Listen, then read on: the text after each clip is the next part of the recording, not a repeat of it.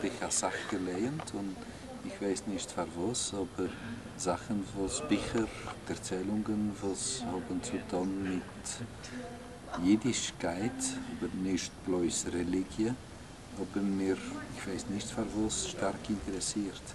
Und ich habe genau nicht gewusst wegen Jiddisch, heute bei uns in der Stadt, wo ich wohne, sind tausende Menschen. Ich habe 7, was reden Jiddisch.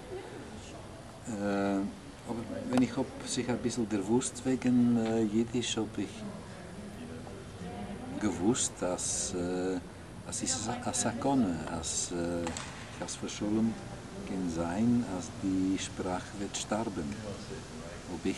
Was ich allein, für sich allein gesagt, ob die Jiden reden mehr nicht gern Jiddisch, sondern die Goyim sich lernen Jiddisch.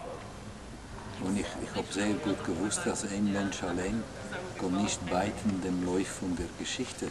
Aber es ist gewesen, aber Schluss. Und danken Gott, bei uns in Stadt ist da eine Universität, verschreibt sich Universität und man hat dann lernen Jiddisch.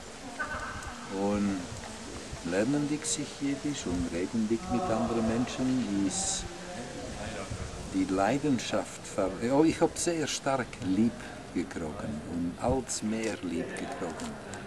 Ich weiß nicht für was. Man lernt sich eine Sprache, man entdeckt die ganze Kultur und befragt jiddische Kultur, jiddische Geschichte. Es ist nicht allemal keine freiliche Geschichte. Und so ist es gewesen. Und ich freue mich sehr. Also ich bin allein geworden, ein Lehrer von Jiddisch. Und jetzt sind andere Menschen wie ich. Nicht jeden, was werden sich lernen die Sprache. Junge Menschen, jeden, was werden sich auslernen die Sprache von Bob Seide. Ich bin sehr, sehr glücklich zu lieben. Ja. Großen Dank.